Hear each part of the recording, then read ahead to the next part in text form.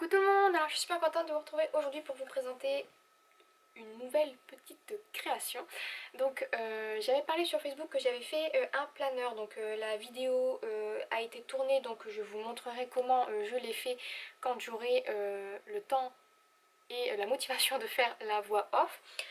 Donc c'est un petit planeur que je me suis créé donc grâce à un grand classeur, donc je l'ai fait vraiment de A à Z avec quelques petites inspirations Pinterest, mais tout a été fait par mes petites mains et finalement je me suis rendu compte que le format ne me plaisait pas, donc bon bah je m'en servirai pour autre chose, forcément je vais les récupérer, je ne vais certainement pas jeter ce qu'il y a à l'intérieur.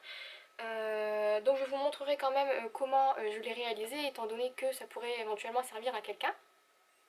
Donc voilà, et comme j'ai vu que ça ne me correspondait pas au niveau de l'organisation, c'était pas hyper pratique, j'avais vraiment du mal à m'organiser, peut-être que c'est parce que c'était moi qui l'avais fait.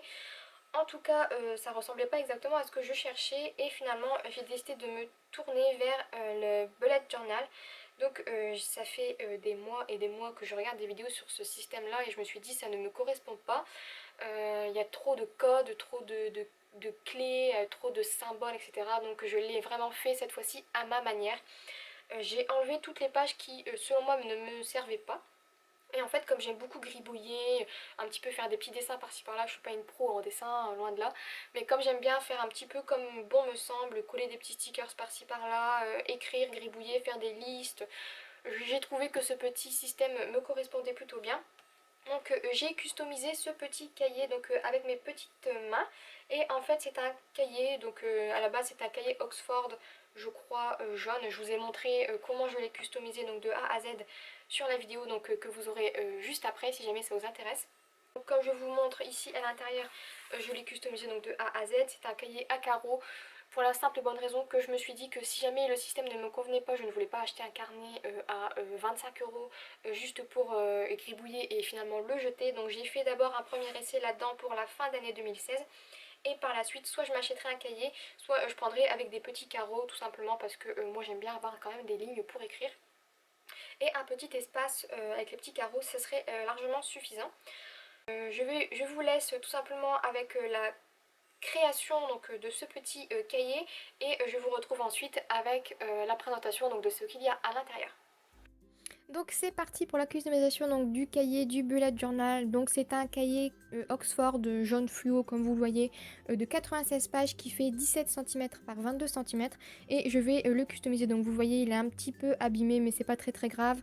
Comme je vous disais dans la vidéo juste avant, c'est un cahier de récupération tout simplement parce que je ne sais pas encore qu'est-ce que je veux tout simplement, donc c'est juste un test et je vais venir le recouvrir donc d'une première couche de gesso. Si vous avez de la peinture blanche ça va aussi, c'est juste pour le préparer et par dessus je vais coller donc du papier de soie. Là vous prenez la couleur que vous voulez, moi j'ai pris blanc parce que je voulais quelque chose de neutre. On le verra presque pas voire pas du tout sur le résultat final. Et ensuite je vais rajouter par dessus cette couche de papier de soie une seconde couche de gesso et un second papier de soie et je viens ensuite le sécher tout simplement avec mon heat gun. Et ensuite, je l'ai laissé sécher toute la nuit. Donc oui, c'est un peu long. Si vous voulez juste mettre de la peinture et la sécher au heat gun, ça peut se faire aussi. Moi, j'ai décidé de faire comme ça parce qu'à la base, je voulais le garder blanc comme ça. Et finalement, j'ai décidé de le customiser. Donc c'est comme vous voulez. Là, vous fonctionnez vraiment au choix. Ensuite, je viens donc découper les petits angles comme vous le voyez pour faire mes petits pliages et rabattre le papier de soie sur la couverture. Je mets de la colle et je plie les petits rabats. Ensuite, je vais découper avec mon petit ciseau de précision les petits morceaux de papier qui dépassent. Et on va passer à la customisation. Donc là, j'ai décidé de prendre des tissus adhésifs parce que je voulais un effet un petit peu tissu. Et je vais d'abord coller donc, le premier sur la couverture avant et le noir ensuite sur la couverture arrière.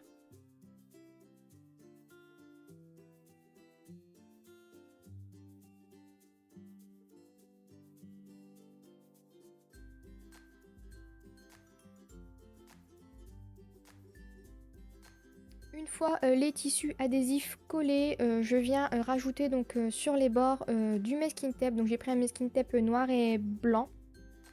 En fait, il est transparent mais il tire un petit peu sur le blanc, donc noir et blanc. Et je vais tout simplement faire le tour de mon tissu adhésif pour recouvrir les parties qui sont blanches. Et je vais faire la même chose donc des deux côtés. Et je coupe bien évidemment le surplus à chaque fois parce qu'il reste toujours un petit bout de papier qui dépasse forcément. Comme ça je fais le joli arrondi du cahier. Ensuite sur la tranche, j'ai décidé de mettre un masking tape de couleur blanche et noire encore une fois avec des petites lettres. Et je l'ai tout simplement mis sur la tranche extérieure, j'ai rien mis à l'intérieur parce que sinon ça bloque. Et ensuite pour plastifier un petit peu le tout et le renforcer, j'ai mis sur tout le tour et sur tous les bords, ainsi que sur la tranche, du scotch transparent tout simplement histoire de solidifier un petit peu et d'éviter qu'il s'abîme plus facilement. Ensuite on va passer donc à la customisation de l'intérieur et là j'ai décidé de prendre des papiers de Pebbles. J'ai pris deux papiers noirs tout simplement, donc un à chevron et un à pois. Et je vais les découper histoire de les faire passer à l'intérieur de mon cahier. Donc, je vous mets toutes les mesures en barre d'informations, mais bon, grosso modo, le cahier fait 17 par 22, donc j'ai coupé 16,5 par 21,5 normalement. Et ensuite, j'arrondis donc deux des angles de la feuille, histoire que ça colle bien au cahier, en tout cas à la forme du cahier. Et je les colle.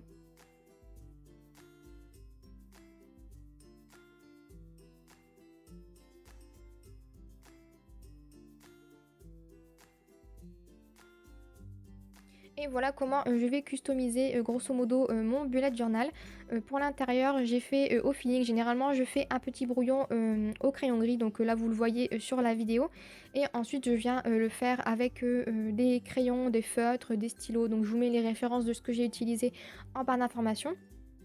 Et je vais tout simplement faire des choses comme ça. Donc comme je vous disais, j'ai pris un cahier à carreaux parce que c'était entre guillemets un brouillon de bullet journal pour la fin de l'année 2016. Et ensuite je vais prendre pour 2017 je pense si le concept me plaît et si j'arrive à le garder. Parce que c'est vrai que je me lasse quand même très très vite. Je prendrai donc un plus joli carnet sûrement à petits carreaux ou ligné. Donc là je rajoute toujours au crayon gris des petites fleurs à main levée ainsi que des petites feuilles et je viens donc les coloriser et tracer les contours avec mes stylos stabilo et des feutres stabilo ou bic, je sais plus, toujours.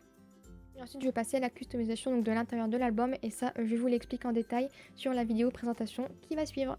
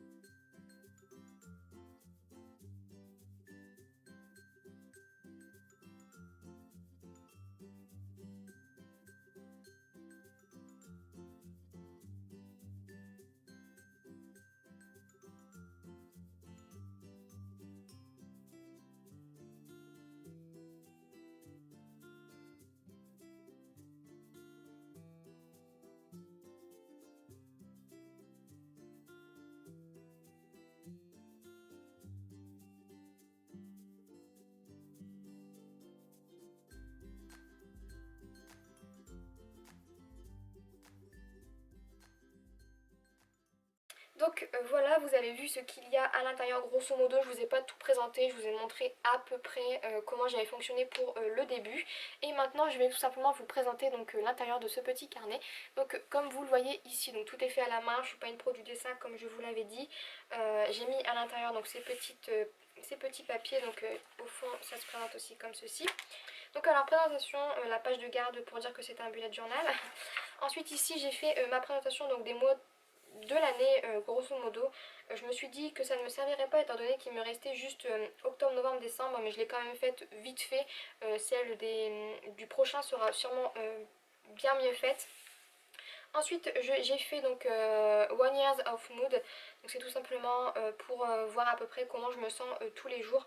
Donc vous voyez ici c'était pas top top. Mais mon chéri est parti en formation pour 8 mois et il ne revient que le week-end. Sachant que le premier mois il est parti 3 semaines d'affilée, donc c'était pas mal difficile.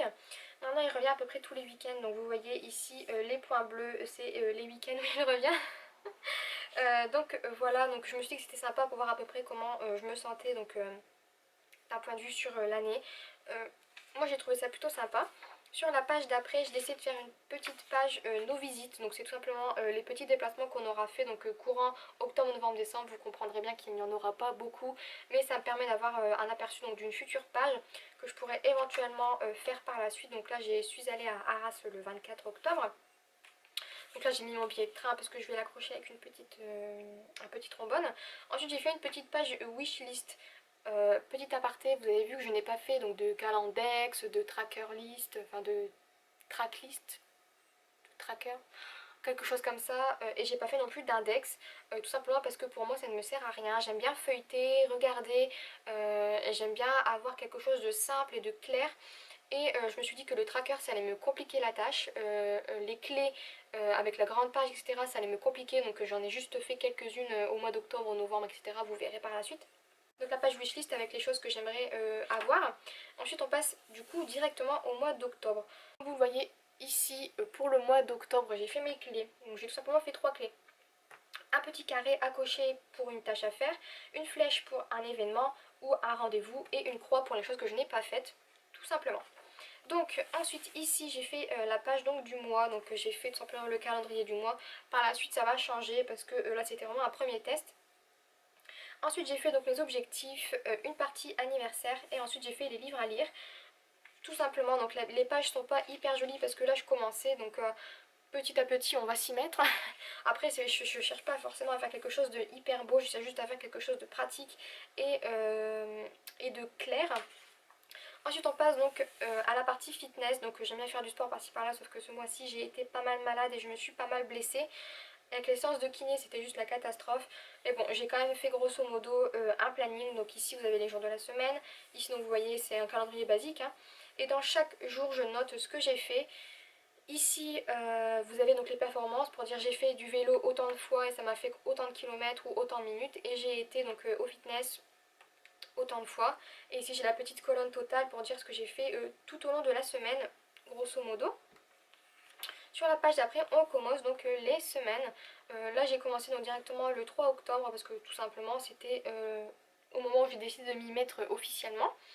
Donc je fais des pages de semaines différentes à chaque fois parce que je trouve que ça dépend en fonction de ce que j'ai à faire la semaine. Donc je marque le nom de la semaine en haut à gauche généralement et ensuite j'étale mes jours avec mes petites cases cochées ou non. Ensuite on passe donc à la semaine 41 et à la semaine 42, donc du 10 au 23. Et donc là j'ai fonctionné comme ça, j'avais pas grand chose à faire donc j'ai voulu fonctionner comme ça. Et ici c'est pareil, donc vous voyez j'ai commencé à rajouter des petites décorations. Et comme j'avais vraiment pas beaucoup de choses à faire ici, j'ai fait juste des petits carrés. Ici j'ai rajouté une petite citation toute simple, ça permet de rajouter des petites choses sur le moment. Ensuite on passe donc à la semaine du 24 au 30 octobre. Et donc là comme vous voyez j'ai commencé à rajouter des petits index notes, des petites décorations, je commence à agrémenter un petit peu. Là vous voyez je crois que j'ai commencé à partir de ce moment là. Oui, voilà, j'ai rajouté donc les petites émoticônes ici, donc les petits doodles, pour dire que le temps qu'il faisait, donc grosso modo, donc là il pleuvait, nuage, brouillard, brouillard, nuage, éclaircie. C'est juste magnifique le temps qu'il fait par chez moi. Et ensuite j'ai rajouté un petit livre ici, je sais pas si vous le verrez bien. J'ai fait un petit livre à main levée vite fait, histoire de dire les jours où j'ai lu. Parce que ma résolution aussi c'est de lire beaucoup plus. En plus là je suis en train de lire un livre juste génial, donc je vous en parlerai quand je l'aurai terminé si jamais ça vous intéresse. Et ensuite on passe donc à la partie gratitude. Donc là j'ai décidé, parce que je suis très négative comme personne, je suis pessimiste à souhait, et j'ai décidé donc de marquer tout au mois, j'ai décidé de marquer tout le long du mois les choses qui me font sourire, les choses qui me font plaisir. Donc sur un mois il n'y en a pas non plus des masses, mais c'est déjà plutôt pas mal. Au mois de novembre, donc là j'ai fait un petit peu plus de décoration. J'ai écrit une petite citation, j'ai fait un petit doodle ici avec des petits champignons pour le mois de novembre, et j'ai fait un tout petit peu d'herbe en bas. Et ensuite on passe, donc là c'est le calendrier du mois, donc vous voyez ça diffère quand même plutôt pas mal par rapport à l'autre. J'ai voulu faire quelque chose de plus simple, j'ai pas encore terminé exactement parce qu'on n'est pas encore en novembre au moment où je filme cette vidéo. Et donc du coup j'ai décidé de faire un calendrier tout simplement parce que je me suis dit que ce serait beaucoup plus pratique pour moi de lire mes rendez-vous etc du mois grosso modo. Et ici j'ai mis donc le petit encart anniversaire, et ici je pense que je vais rajouter notes ou alors livre à lire, quelque chose comme ça. Ensuite on passe donc à la page suivante. Donc là j'ai décidé de faire une page fitness différente de la précédente. Donc j'ai fait un petit format bien différent donc, du précédent. Donc j'aimais bien ce format là, mais bon comme je vais faire un peu moins de sport, je vais décider de prendre un petit peu moins de place aussi. Et j'ai tout simplement mis une flèche avec les jours du mois et les performances que j'ai faites. Donc je marquerai en face de chaque ligne ce que j'ai fait, si j'ai fait quelque chose. Et encore une fois, j'ai roulé, j'ai été au sport et j'ai perdu si jamais il y a eu une perte de poids ou quelque chose comme ça. Ensuite, je passe à la semaine 44, donc là c'est la première semaine du mois de novembre, pardon. Et j'ai décidé de faire tout le mois, donc là j'ai fait des petites cases. Et ensuite j'ai fait des semaines un peu plus larges. Semaine 45 avec la petite citrouille, la petite feuille, le petit carré de notes et les jours de la semaine. Donc je rajoute un petit peu de couleur au fur et à mesure comme vous le voyez. Semaine 46, donc du 14 au 20 novembre, j'ai fait une petite tête de renard, une petite bannière, un petit encart note avec des petites feuilles dessinées à main levée. Et je trouve que franchement c'est tout simple, mais ça donne envie d'écrire dedans, ça donne envie de faire des trucs et de cocher tout simplement. Et ensuite la semaine 47, là j'ai encore fait des petits trucs différents. Encore une fois c'est des inspirations Pinterest, des petites choses qui me passent par la tête, comme le petit renard ici, les petites feuilles ici. Et ensuite je rajoute les petites choses à faire. Et encore une fois un encart note avec un arbre ici dessiné et c'est terminé pour l'instant. J'ai pas encore avancé plus que ça, mais j'aimerais rajouter beaucoup de catégories comme les séries, un truc un peu plus détaillé des livres. Donc on verra au fur et à mesure si jamais je vais au cinéma, etc. Enfin c'est pas prévu pour l'instant, mais bon, sait-on jamais par la suite. Donc voilà, j'espère que cette petite présentation vous aura plu. En tout cas, moi j'adore le remplir, j'adore le faire, ça me motive à faire plein de choses. Et à chaque fois je me dis qu'est-ce que je peux faire, je m'ennuie, je sais pas quoi faire. Et ben je vais tout simplement regarder mon bullet journal et je regarde s'il y a des choses que j'ai écrites et que je n'ai pas cochées. Comme ça au moins ça me fait voir à peu près ce que j'ai à faire et ça me fait faire un peu plus de choses parce que j'aime bien écrire et puis ça me motive à cocher et ça me motive à mettre plein de choses à faire. Donc voilà, donc j'espère que cette petite vidéo présentation et réalisation donc, de ce bullet journal vous aura plu. Si jamais vous voulez des vidéos donc, où je fais, comme je vous disais, la création d'un mois en entier, n'hésitez pas à me le dire, ou pour savoir comment je le remplis, etc., comment je fais mes petits dessins, n'hésitez pas à me le dire. Et donc du coup voilà, j'arrête de parler, je pense que j'ai bien débité pas mal de choses sur cette vidéo. Donc voilà, j'espère que ça vous a plu et en attendant la prochaine vidéo, je vous fais plein de gros bisous, bye bye.